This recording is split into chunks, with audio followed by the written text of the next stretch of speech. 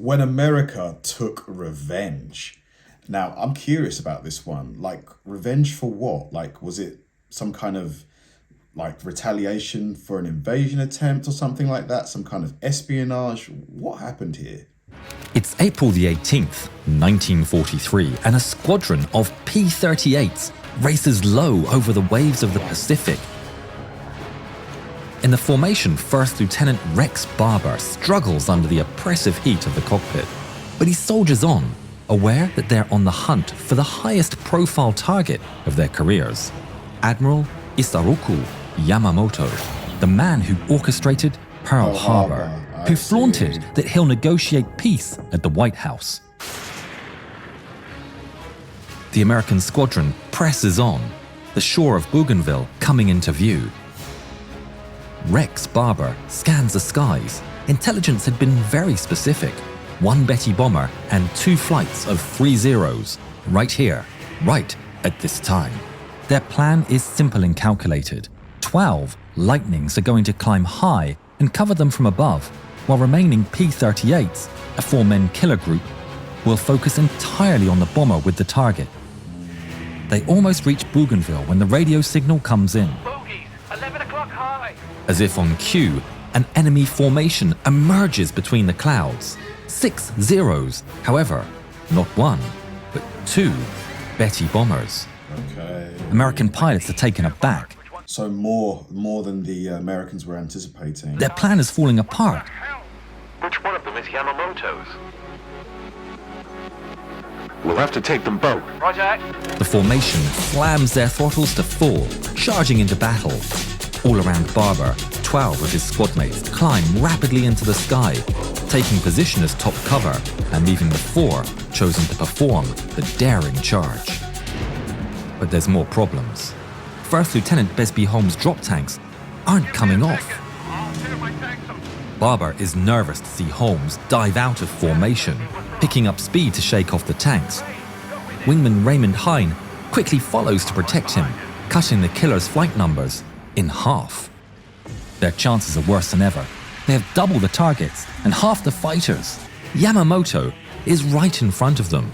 Hell would freeze over before the American pilots let him go. Yamamoto is on his way to visit one of their forward operating airfields around Bougainville with 8 of his officers, and among them is his second-in-command, Loyal Chief of Staff Matomi Ugaki.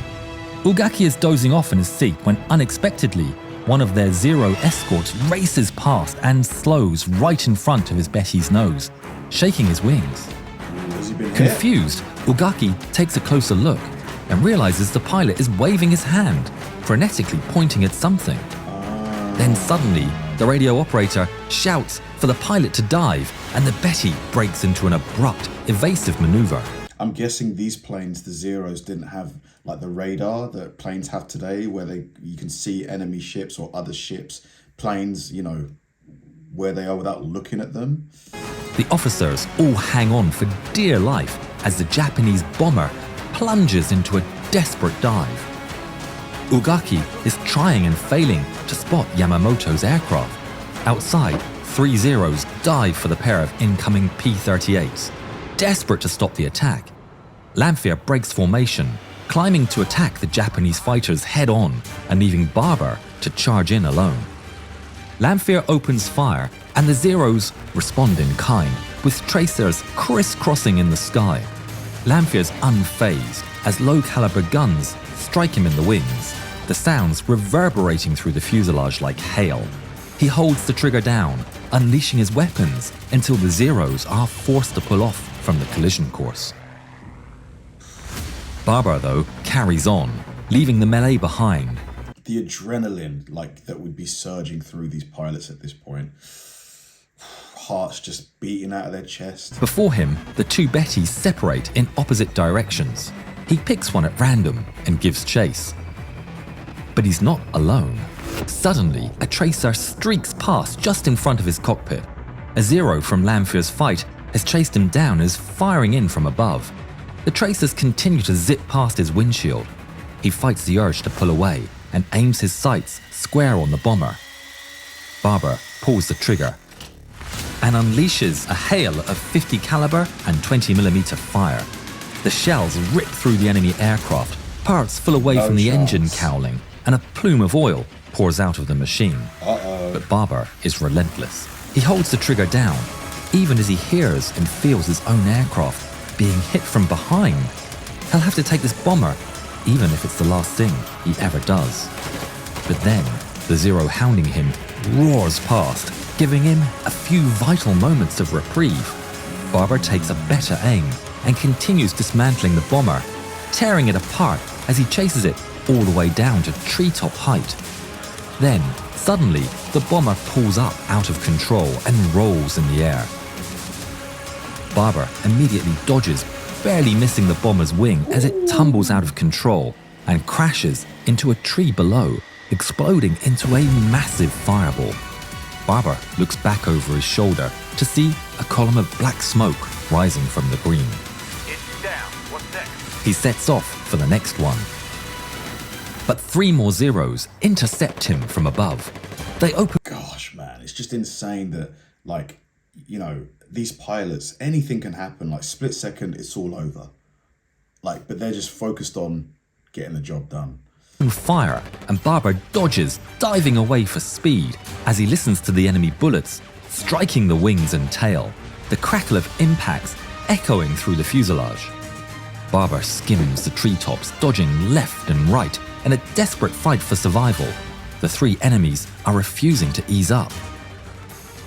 But just as things get dire, he spots the 2 P-38s of Holmes and Hine up ahead. There's hope.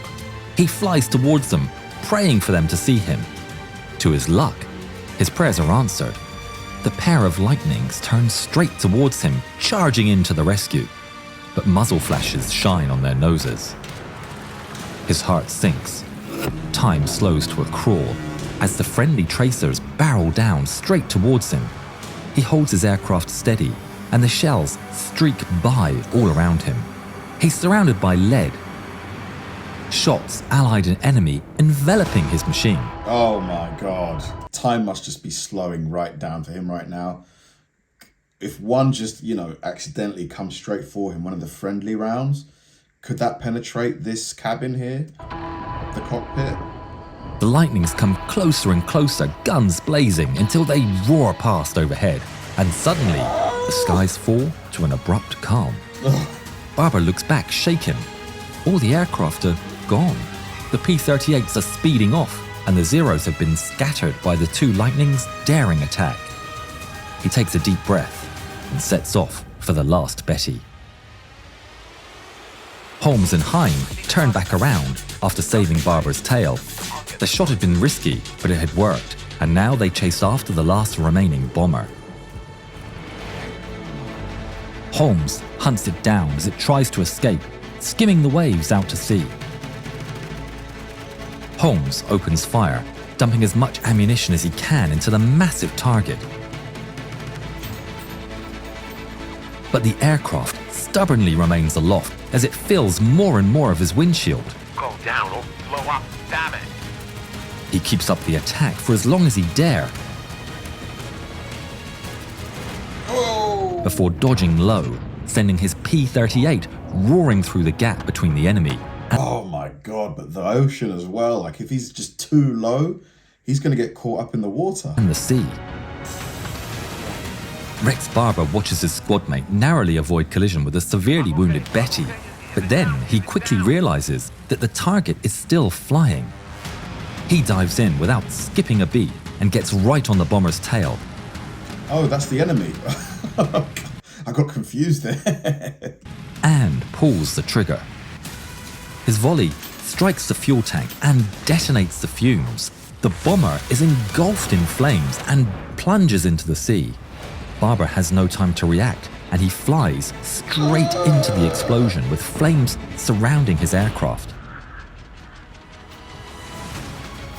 But he emerges on the other side, unharmed. These pilots, something else. Something else. He can't celebrate just yet. Right ahead, he sees Holmes and Hine tangling with a pair of Zeros. Hine's P-38 is littered with lead and dives away with heavy damage, while one of the Zeros is taken out by Holmes. Barber crashes into the fight, catching the last Zero unaware and gunning him out of the sky. How's your subscribe level? Very low. How was out here? If everyone subscribed, then that would be the mission accomplished. Then, finally, the squadron leader comes through on the radio. Everyone, get your ass home. But while a jubilant squadron returns to base, a figure emerges from the sea, surrounded by the flaming wreck of his aircraft. Is that Yamamoto? It's Matomi Ugaki, badly injured, but alive. The pilot also miraculously survived, and together the two men both swam back to shore, clinging on to a piece of debris. A third survivor would also be picked up by flying boat after the accident, becoming the only 3 crew from the bombers to return home. How did they survive that? Like, you would have thought that the crashing of the planes would have took them all out. Yamamoto had been in the first bomber. He was killed by Barber's gunfire before the aircraft even crashed. His body was found and he was buried. His loss inflicted a heavy emotional wound for the Japanese. The widely respected admiral was mourned across the nation. He was given a full state funeral with the highest of honors, which crowds gathered to attend.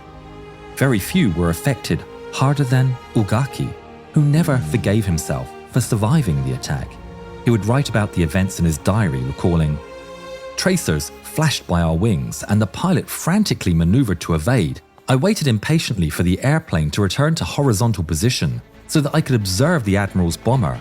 Although I hoped for the best, I knew only too well what the fate of the airplane would be. The P-38's nose seemed to burst into twinkling flame, and suddenly the bomber shook from the impact of the enemy's machine gun bullets and cannon shells. Everything turned black. I felt the crushing force of salt water pouring into the fuselage, and almost immediately we were below the surface." Ugaki continued to serve in the Navy for the rest of the war, until the Emperor declared the end of hostilities on the 15th of August 1945. Indignant, that same day he dressed in his officer's clothes, took a ceremonial sword gifted to him by Yamamoto, and set off in the last kamikaze attack of the war. Oh, I thought he was going to do that thing, seppuku I think it's called.